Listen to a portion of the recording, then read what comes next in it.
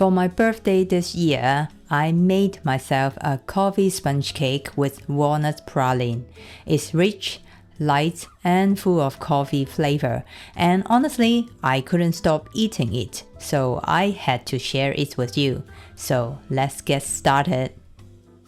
Here are the ingredients you will need for this cake. You can take a screenshot now, or find a link to the full recipe with all my tips for the perfect coffee sponge cake down in the description box.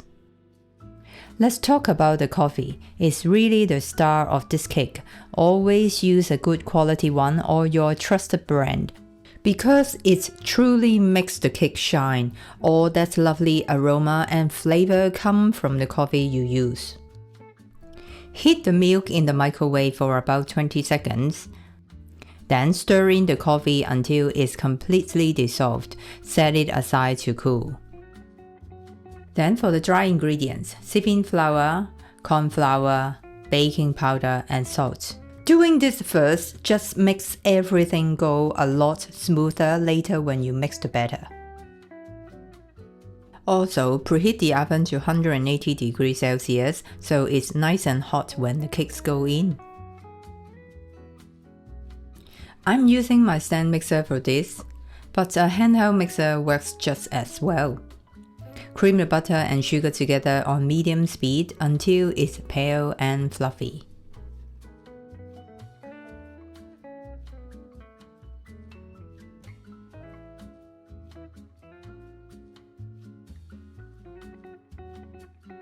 Then scrape down the bowl and add the vanilla extract and coffee mixture. Give it a quick mix to combine. Once that's done, add the eggs one at a time, mixing well after each addition.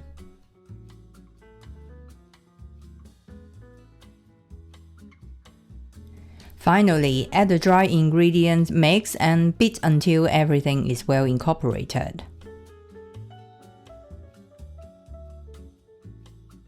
You will know it's ready when the batter looks smooth and creamy, with no lumps or strips of flour. Everything should be nicely combined.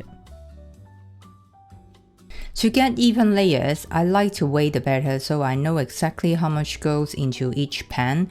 Scoop the measured batter into the prepared pan and level the tops with a spatula. To help the cakes rise evenly during baking, I'll be using these level baking belts. Soak them in water first, squeeze out the excess, and then wrap them around the cake pans. This step really helps the cakes bake flat and evenly. Bake in the preheated oven at 180 degrees Celsius fan for roughly 20 to 25 minutes, or until a skewer inserted into the center comes out clean.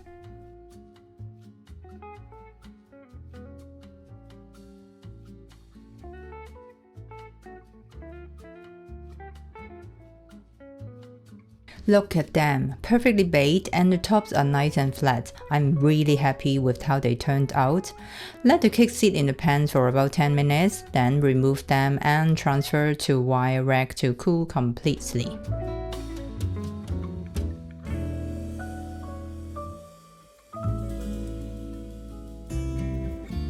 To make the frosting, start by mixing the salt into the icing sugar. This helps balance and enhance the overall flavor.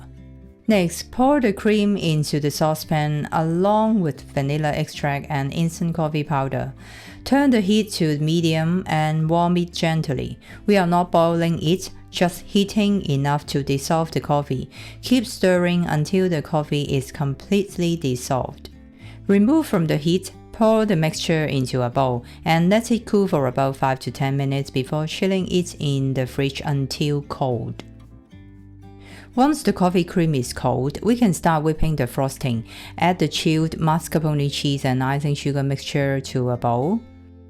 I like to use a spatula first to press the icing sugar into the mascarpone. This keeps it from flying everywhere. Whip on medium speed until smooth and well combined. Then turn the mixer to low speed and slowly pour in the cold coffee mixture while it's whipping.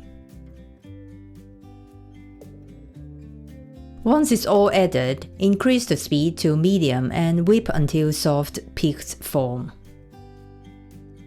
Just like this, be careful not to overwhip or the frosting might split.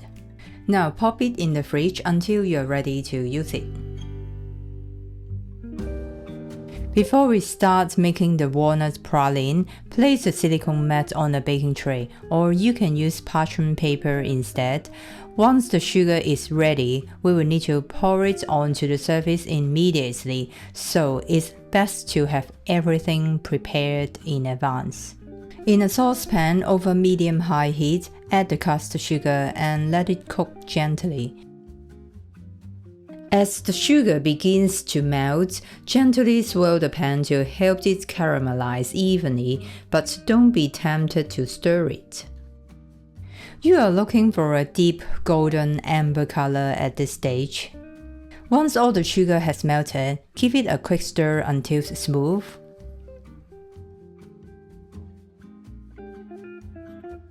Add the chopped walnuts and stir until they are fully coated in the caramel. Remove from the heat and carefully pour the mixture onto the prepared silicone mat or parchment paper. And quickly spread it out before it hardens. Leave it to cool completely, then break it into pieces of your desired size. You now can use the walnut praline pieces straight away, or store them in an airtight container with a sheet of parchment paper between the layers to prevent them from sticking together.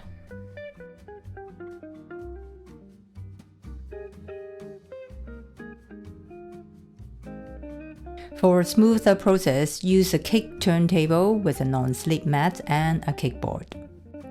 As you can see, the cakes don't have huge domes, but I still like to trim the tops off to get that professional, clean finish once they are stacked.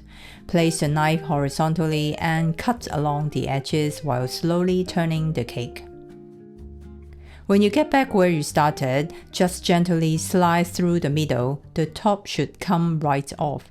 And don't throw away the trimmed tops, they are just as delicious as the rest of the cake. Now go ahead and trim the other two layers the same way, so all three cakes are level and ready to stack.